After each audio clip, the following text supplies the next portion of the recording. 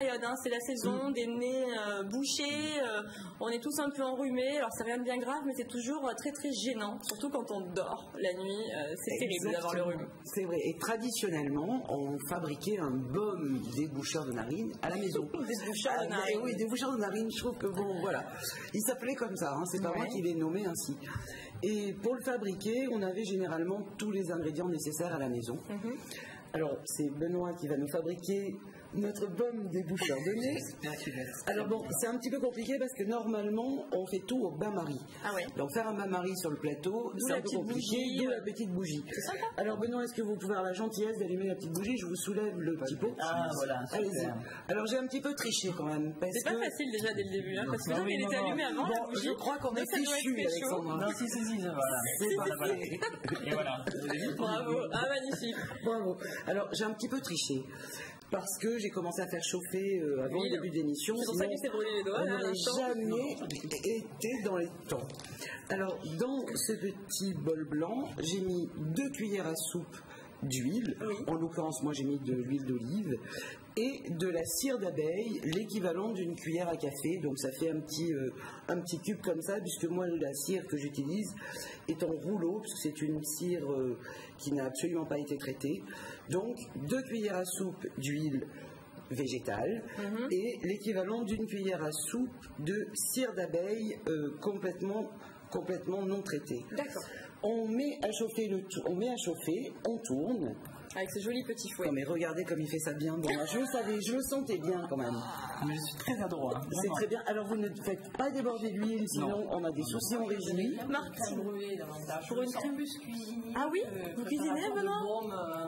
Ah oui, je cuisine beaucoup. La crème brûlée? Non, là, ça, c'est pas faire. Faudrait la faire à Martine. J'ai pas le lasagnes, là, vous savez, à la fin. Les lasagnes. Les bons ustensiles. Les lasagnes. Les lasagnes, oui. Les lasagnes spécialisées. C'est vrai? Ah bah oui, ça. Oh là là, fallait pas nous dire ça, mon pauvre. D'origine italienne, on fait les lasagnes. D'origine italienne, c'est vrai. Bah oui, il faudra nous faire des lasagnes. J'en étais sûre. On attend.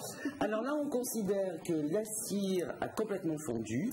Donc, on éteint la petite bougie. Merci, Benoît. Et c'est quoi l'importance de la cire, Catherine, dans cette recette pour déboucher les narines? Alors écoutez, aujourd'hui on a la chance d'avoir un pharmacien à nos côtés, ça tombe donc bien, j'ai très envie de la laisser parler pour me confirmer que les vieilles recettes de grand-mère, ça marche. La cire ne sert pas à déboucher les narines, ce sont les huiles essentielles qu'on va incorporer dans cette cire, mais la cire va permettre à ce que l'huile végétale se prenne en masse. Ah, pour consolider. Avoir un baume. Voilà. Sinon on aura une forme liquide, mais c'est vrai, on aura une forme solide.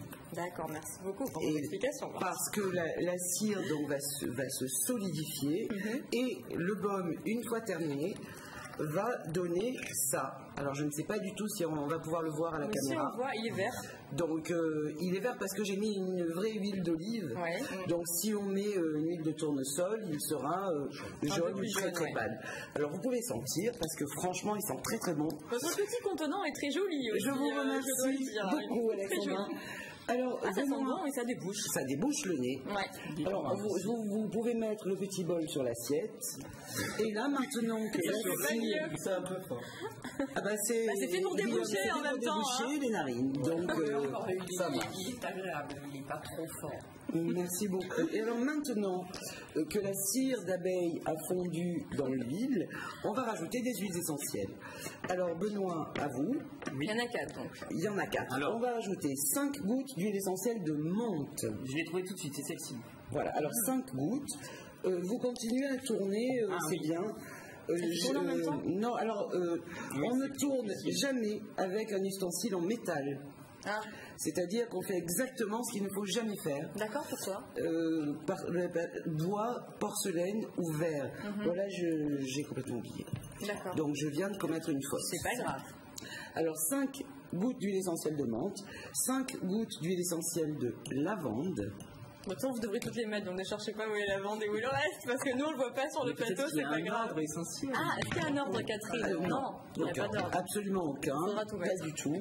5 gouttes d'huile essentielle de lavande, donc continue à tourner. Et après, on va ajouter de l'huile essentielle d'eucalyptus et de l'huile essentielle de pin. Donc 3 gouttes d'eucalyptus et 3 gouttes de pin. Je ferme. Alors 5 au début et 3, mais je crois qu'il y a la recette qui s'affiche à l'écran. Une fois qu'on a ajouté toutes ces huiles essentielles, on va tourner pour bien mélanger le tout. Oui. On va mettre dans un petit bocal et on va attendre que le tout se fige et devienne baume. Donc on attend, on s'en sert au bout de 24 ou 48 heures. Et une fois que le baume est terminé, on respire parce que c'est vrai que ça va déboucher les narines. On peut en mettre sur les tempes, les sourcils, le front et sur les ailes de nez. Est-ce que ça c'est sert 100% uniquement naturel en plus, bien sûr. à déboucher le nez? J'ai pas compris votre Est-ce que question. ça sert uniquement à déboucher le nez? Ça sert à déboucher le nez. On peut également en mettre sur la gorge si on a un petit coup de froid et on a un petit peu mal à la gorge. On peut le remplacer par la friction qu'on a fabriquée il y a quelques semaines. Oui. On peut également en mettre un petit peu sur le plexus solaire et sur les bronches. Et alors, nos grands-mères disaient que ce baume avait également énormément de vertus pour aider à soulager des légères migraines. Ah, d'accord. Donc ça vaut largement le coup d'essayer aussi, me semble-t-il. Légère migraine, le front, les tempes, on le respire et normalement on n'a plus la migraine ou tout au moins mal à la tête. Merci Voilà, Catherine. Alexandra. Bon, il était pas mal, hein? Benoît, Hein? vous revenez quand? Ah bah oulala. C'est pas demain la veille. Ah moi, pourtant, Ah, il va je trouve nous que vous avez quitter. tout bien fait. On va tout mettre dans le petit pot. On va lui donner, on va lui offrir. Alors, mettez-le dans le petit pot et on va vous l'offrir, bien sûr. Et ça commence un peu à figer un petit peu. Alors, il faut le mettre vite avant que ça fige. Et je vais vous l'offrir pour vous remercier de m'avoir aidé. Parfait. Voilà. Bon, Catherine, des recettes qu'on retrouve dans votre livre, recettes et astuces d'autrefois pour aujourd'hui, beauté, santé, maison, aux éditions Odile Jacob. Merci pour cette recette.